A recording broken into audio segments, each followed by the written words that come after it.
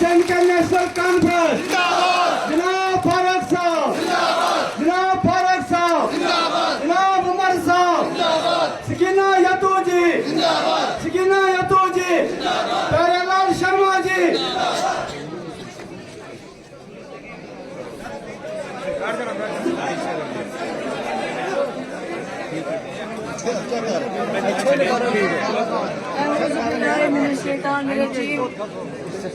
बिस्मिल्लाहिर्रहमानिर्रहीम।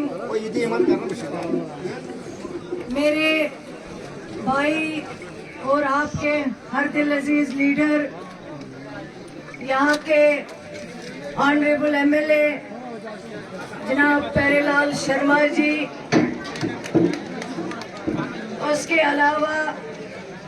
जो हमारे यहाँ के तंजीमी डिस्ट्रिक्ट प्रेसिडेंट हैं, ब्लॉक प्रेसिडेंट हैं, हल्का प्रेसिडेंट हैं और खासकर जो इंद्रवाल कॉन्स्टिट्यूंसी के दूर दराज इलाकों में छात्रों से, मुगल मैदान से जो लोग यहाँ पे अपनी मौजूद से यहाँ पे अपनी बहन को सुनने के लिए और इस्तेकबाल करने के लिए जो बुजुर्ग बहनें, मेरे जवान भाई जो यहाँ पे आए, उसके लिए मैं आपको अपनी तरफ से अस्सलाम वालेकुम, आदाब और आप सबका बहुत बहुत शुक्रिया अदा करना चाहते हैं, क्योंकि जितनी बड़ी तादाद में आप लोगों ने यहाँ हमारा इस्तेकबाल किया और जितनी मोहब्बत आपने दी है, जितना प्यार आपने दिया है, उसके लिए मैं आप सबकी बहुत बहुत शुक्रगुजार हूँ। ये सही है कि मेरे जो भाई, आपके हर दिल अजीज लीडर, जो ऑनरेबल एमएलए साहब हमारे यहाँ पे हैं, ये बहुत मेहनत करते हैं और आप इनको जो है बहुत प्यार करते हैं आप सभी लोग। तभी वजह यही है कि इतने बड़ी तादाद में आपने इनके कहने पे यहाँ पे तशरीफ लाया, यहाँ पे आए। बहुत ज़्यादा गर्मी भी है और मैं समझती हूँ ये आप सबकी प्यारेलाल जी के लिए मोहब्बत, प्यार और इस जमात, इस झंडे के लिए और हमारे कायद जनाब उमर अब्दुल्ला साहब के लिए, कादिसानी डॉक्टर फारूक अब्दुल्ला साहब के लिए। यहाँ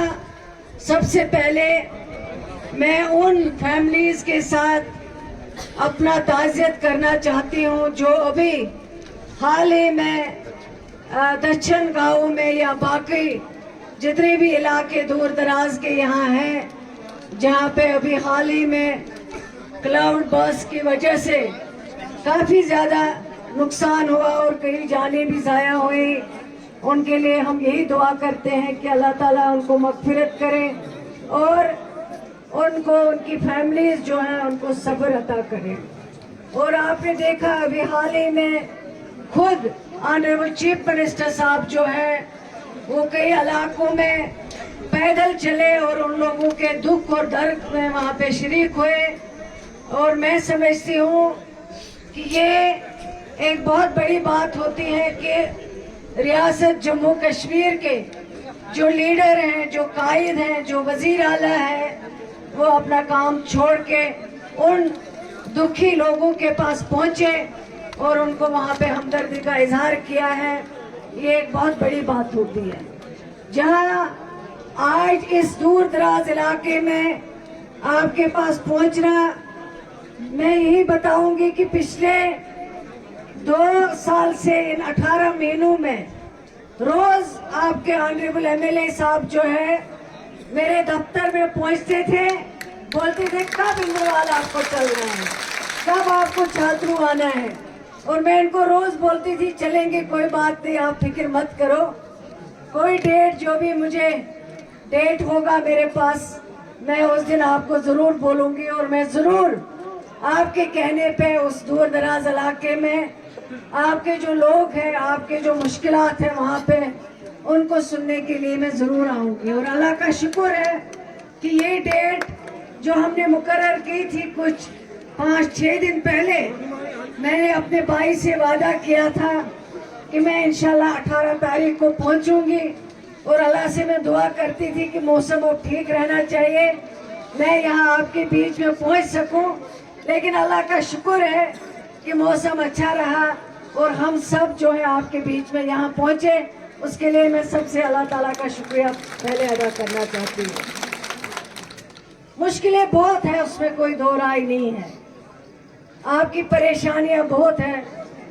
जो मैंने खुद देखा। जब गाड़ी में चल रही थी सिंधन टॉप से आगे, जब गाड़ी निकली तो मेरे भाई जो आपके ऑनरेबल एमएलए साहब हैं, इन्होंने कहा कि मैं भी आपकी गाड़ी में चलता हूं, क्योंकि मुझे लगा कि ये गाड़ी में नहीं बैठना चाहते, बल्कि आपकी मुश्किलें वहां मुझसे डिस्कस करना चाहते हैं, तभी मेरे साथ जो है गाड़ी में बैठना चाहते थे। और मैंने कहा जरूर आप आइए, बैठिए। और जब भी ये गाड़ी में बैठे, वहां से यहाँ तक उन्होंने स्टार्ट किया है, ये मेरी बस्ती यहाँ पे है, यहाँ इनको रोड नहीं है, ये मेरी एक बस्ती यहाँ पे है जहाँ कोई हॉस्पिटल नहीं है, और ये हाईवे जो यहाँ से जाती है कुकरनाग तक, उस हाईवे में कोई भी ट्रामा हॉस्पिटल नहीं है, कोई भी फर्स्ट एड सेंटर नहीं है। यहाँ तक इन्होंने ये सारी इस वक्त का फायदा लेके ये सारी बातें इन्होंने यहाँ तक मेरे कान में डाल दी। मैं समझती हूँ कि आपने इनको अपना नुमाइंदा बनाया अपने वोट से, और मैं आपको कहती हूँ कि आपने सही फैसला किया है और बहुत अच्छा फैसला किया है। जिस तरह एक नुमाइंदा होना चाहिए, जिस तरह उसको लोगों की बात करनी चाहिए, जिस तरह उसको लोगों के लिए लड़ना चाहिए, उसमें आपके जो एमएलए साहब हैं वो कोई कसर नहीं छोड़ते हैं। चाहे वो असेंबली की बात हो, चाहे वो किसी भी मिनिस्टर के पास जाके आपके मुश्किलात रखने की बात हो, उसमें कभी पीछे नहीं बैठते। लेकिन मैं आपको आज यहाँ पे यकीन दिलाना चाहती हूँ, जैसे यहाँ मेरे कई भाइयों ने अपनी तकरीर में कहा है कि 40 साल से हम कोशिश कर रहे हैं कि ये एजुकेशन स्कूल की जो बिल्डिंग है ये बने,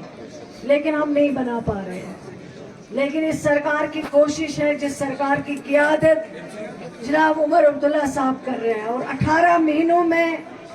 आपने देखा होगा कई ऐसे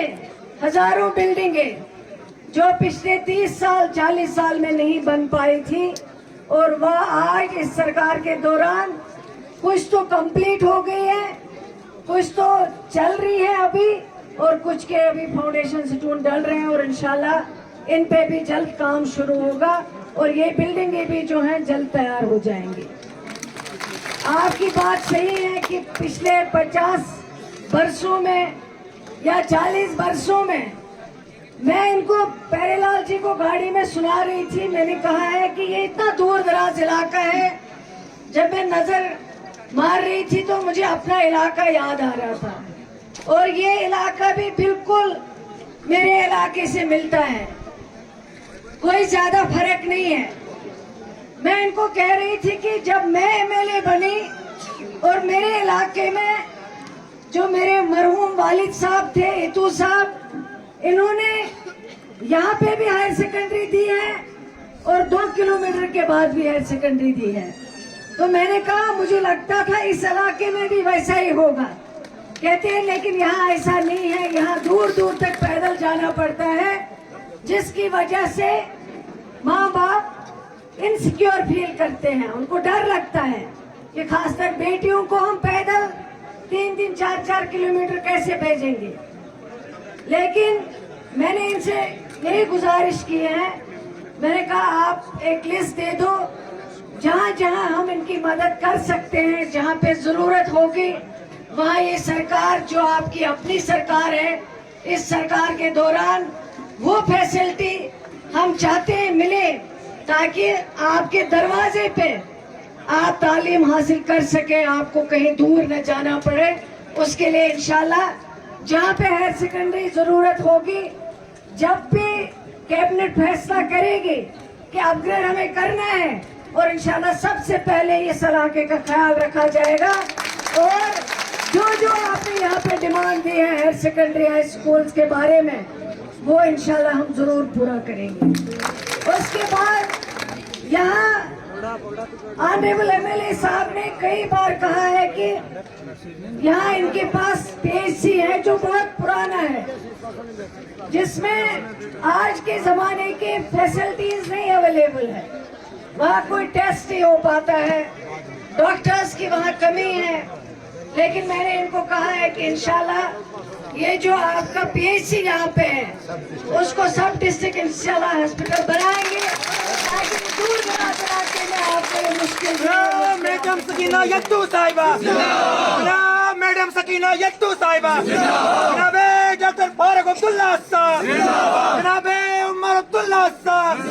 जनाबे शर्मा साहब। इसके अलावा एक इनका एमटीपीएससी कहीं पे है मुगल मैदान में। इसके लिए उन्होंने यहाँ सिफारिशनामा में पढ़ा है कि इसको पीएचसी जो है वो अपग्रेड किया जाए, और इंशाल्लाह वो भी हम जरूर करेंगे। दूसरी जो यहाँ एक बहुत बड़ी डिमांड है, वो जेन्युइन डिमांड है। प्यारेलाल जी ने उसको असेंबली में भी कहा है, और यहाँ पे भी मेरे कई तंजीमी साथियों ने कहा है कि यहाँ जब पेशेंट आता है और खुदा न खास्ता कोई इमरजेंसी में कोई एक्सीडेंट केस आता है, उसको रेफर किया जाता है जम्मू, और जम्मू पहुंचते पहुंचते रास्ते में उसको कभी ब्लड लॉस हो जाता है, कभी कुछ हो जाता है, जिसकी वजह से उसको रास्ते में मौत हो जाती है। हमारी कोशिश है कि हमारा जो डिपार्टमेंट हेल्थ है, ज्यादा से ज्यादा लोगों को इलाज सही मिले और ज्यादा से ज्यादा जाने जो है वो बचा सके। इसलिए मेरी डायरेक्टर जो हेल्थ सर्विसेज की है पूनम जी, वो यहाँ पे आई हुई है। मैं उनको यही से हिदायत देती हूँ कि इसके लिए एक केस प्रोसेस करें, सेक्रेटेरिएट भेजे, ताकि इसके लिए वहाँ से ऑर्डर इशू करे। जो पेशेंट आता है जहाँ उसको कन्वीनियंट होता है अनंतनाग जाना या श्रीनगर जाना, कश्मीर के हॉस्पिटल में उसको आसान होता है, उसको वहाँ रेफर किया जाए, ताकि वो जल्दी पहुँच के उसकी जान जो है वो बचाई जाए। उसके अलावा कई और डिमांड्स है, चाहे वो यहाँ सीजनल टीचर्स की बात आई, हमारी बहनें जो हैं आशा वर्कर काम करते हैं उनकी बात आई, इसी तरह कई और बहनें जो हैं जो काम करती हैं एजुकेशन डिपार्टमेंट में आशा वर्कर्स के लिए। तो ऑलरेडी हमने गवर्नमेंट ऑफ इंडिया को एक प्रपोजल भेजा है कि वो जो उनको जो ऑनरेरियम मिलता है, क्योंकि वहाँ से स्कीम आती है, उस ऑनरेरियम में हमने कहा है कि इनको इजाफा होना चाहिए, क्योंकि बहुत काम करती हैं, उसमें कोई दो राय नहीं हुआ है। इसी तरह इस सरकार के दौरान जो CPW 4000 के करीब जो उमर अब्दुल्ला साहब ने जिनको परमानेंट मुलाजिम करार दिया है, बनाए गए हैं, ये उनकी एक देरीना डिमांड थी उन मुलाजिमों के जो 500 पे काम करते थे, लेकिन आज वो परमानेंट मुलाजिम बन गए हैं। ये अगर किसी सरकार ने किया है, ये नेशनल कॉन्फ्रेंस की सरकार ने किया है, जिसकी क़ियादत जनाब उमर अब्दुल्ला साहब कर रहे हैं। इतना ही नहीं, उमर अब्दुल्ला साहब ने कहा जो गरीब बच्चे होते हैं वो 10वीं के बाद 11वीं या 12वीं या उनकी जो आगे पढ़ाई होती है वो पूरा नहीं कर पाते अपनी गरीबी की वजह से, जिसके लिए अभी हाल ही में आपने देखा उमर अब्दुल्ला साहब की क़ियादत में एक ऑर्डर निकला है, जिस ऑर्डर के तहत ये कहा गया है कि इन बच्चों को अब फीस नहीं देनी पड़ेगी, वो इनके लिए माफ है, ताकि गरीब बच्चे और बच्चियां जो हैं वो भी पढ़ पाए, वो भी आगे जा सके, वो भी अपना मुस्तकबिल जो है उसको सही बना सके। इसी तरह इस सरकार के दौरान जो मैरिज असिस्टेंस में पैसा मिलता था 50,000, लेकिन हमने कहा था इलेक्शन से पहले 50,000 से या बढ़ा के हम इसको 75,000 करेंगे। और ये सरकार सिर्फ बात नहीं करती है, वादे झूठे नहीं करते, जो कहते हैं बात उस पर अमल करते हैं। और जब ये सरकार बनी वो 75,000 का ऑर्डर जो मैरिज असिस्टेंस में है वो उमर अब्दुल्ला साहब ने अपने कैबिनेट में पास किया है और निकाल दिया है। आज 50 के बजाय जो है 75,000 मिल रहे हैं। इसी तरह old age pension, window pension, और जो बहनें आंगनबाड़ी सेंटर्स में काम करती है उसके लिए कहा गया था, जो हेल्पर वहाँ खाना पकाती है उसको कहा गया था अब ये मैट्रिक पास होनी चाहिए। लेकिन जब कई लोग ऑनरेबल चीफ मिनिस्टर साहब से मिले तो उन्होंने कहा ये खाना बनाने वाली बच्ची, इसको मैट्रिक पास किस लिए चाहिए, इसको 12th पास किस लिए चाहिए, ये अंडर मैट्रिक होनी चाहिए। और वो ऑर्डर उमर अब्दुल्ला साहब ने अपने हाथों से किया है और उन्होंने कहा अंडर मैट्रिक जो है वो ये मैरिज असिस्टेंस का पैसा जो है उनको भी मिलना चाहिए, उस पर भी जो है बैन लगाया गया था। कई स्कीमें, चाहे वो हमारी बहनों को फ्री जो बस सर्विस है वो दी गई है। आज बहनें निकलती हैं, कहीं भी जाना चाहती है, उनको फ्री बस सर्विस का फायदा मिलता है। इसी तरह 6 गैस सिलेंडर का ऑर्डर जो है वो ऑर्डर भी इशू हो गया और इंशाल्लाह वो 6 गैस सिलेंडर जो है वो भी मिलने जा रहे हैं। हमारे मुखालिफ जो हैं उनको ये चीजें बर्दाश्त नहीं होती। यहाँ बीजेपी वालों ने इलेक्शन से पहले कई ख्वाब देखे थे, वो अपनी कुर्सी भी तैयार कर रहे थे, वो अपना कमरा भी तैयार कर रहे थे, वो सोचते थे कि इसको मिनिस्टर बनना है, ये चीफ मिनिस्टर बनेगा। लेकिन मैं यहाँ के लोगों को, कश्मीर के और यहाँ के लोगों को सलाम करती हूँ जिन्होंने बीजेपी को उस मैनिफेस्टो को रिजेक्ट किया है और अपनी जमात, अपना झंडा नेशनल कॉन्फ्रेंस को बुलंद किया है और ये जमात को वोट देके अपनी सरकार बनाई है, जो सरकार यहाँ के लोगों की खिदमत कर रही है और इंशाल्लाह आगे भी करती रहेगी। हमने असेंबली में रेजोल्यूशन पास किया है जिसमें हमने कहा जो हमारी खुसूसी पोजीशन है, जो हमारी गारंटीज है जो हमसे छीनी गई है, हम उनको इंशाल्लाह वापस लेने की कोशिश करेंगे। उसके लिए हम कोशिश करते रहेंगे ताकि जो हमारे हुकूक थे, जो हमारी इज्जत थी, वो है इज्जत 19 के बाद खत्म की गई, वो हुकूक खत्म किए गए। स्टेटहुड हमारे पास होती थी तो हजारों लाखों काम होते थे, लेकिन आज काम करने में मुश्किल भी आती है। लेकिन हमारी सरकार का वादा है, हमने पहले ही असेंबली में, पहले ही कैबिनेट में एक रेजोल्यूशन पास किया है कि स्टेटहुड जम्मू कश्मीर के लोगों का हक है और वो हक जम्मू कश्मीर के लोगों का हम वापस देते रहेंगे इंशाल्लाह, उसके लिए कोशिश करते रहेंगे। लेकिन इस सब में आप सबका हमें साथ चाहिए, आप सबका सपोर्ट चाहिए। मुश्किलें बहुत है, मैं मानती हूँ डॉक्टर्स की कमी है,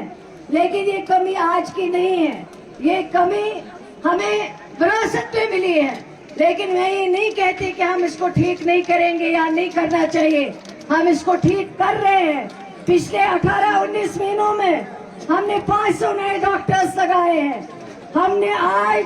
नए और 400 डॉक्टर्स रिक्रूटमेंट बोर्ड से अप्रूव करवाए हैं और इंशाल्लाह उनकी पोस्टिंग जब होगी, जहाँ जहाँ दूर दराज इलाकों में डॉक्टर्स की कमी है उनको वहाँ भेजा जाएगा ताकि लोगों को सही से सही इलाज मिल पाए और उनकी सेहत सही रहे। इस सरकार की यही कोशिश है और इंशाल्लाह जो भी यहाँ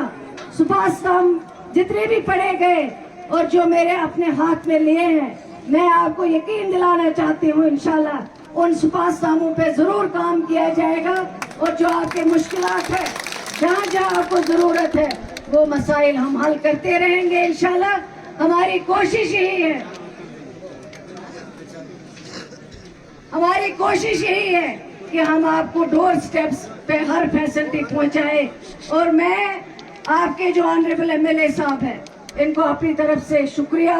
और मुबारकबाद देना चाहूंगी कि इन्होंने इतने सारे लोग यहाँ पे जमा किए हैं, आप सब यहाँ पे आए और हमारी बात सुनी। लेकिन आप यकीन रखिए, हम सिर्फ बोलते नहीं हैं, लेकिन इंशाल्लाह हम इन चीजों पे अमल करते हैं और अमल करते रहेंगे। आज थोड़ा सा ये छोटा प्रोग्राम था, लेकिन अगली बार जब आपके ऑनरेबल एमएलए साहब मेरे भाई मुझे फिर यहाँ बुलाएंगे और उस दिन इंशाल्लाह मैं यहाँ जरूर रुकूंगी उस दिन रात के लिए, और जहाँ जहाँ ये बोलेंगे जाने के लिए मैं इनके साथ जरूर जाऊंगी और वहाँ जो लोगों के मुश्किलात है उन मुश्किलात को हम सुनेंगे। मैं फिर आप सबका बहुत शुक्रिया अदा करना चाहूंगी। हमारे जो बुजुर्ग हैं, जो दूर दूर इलाकों से आए हैं, जो बहनें हैं, जो नौजवान हैं, और जो हमारे मीडिया के भाई हैं, जो पुलिस के हमारे भाई यहाँ पे हैं, आप सबका बहुत बहुत शुक्रिया। अल्लाह ताला आपको सलामत रखे और इंशाल्लाह फिर मिलने का मौका मिलेगा और जरूर फिर इंशाल्लाह आपसे मुलाकात होगी।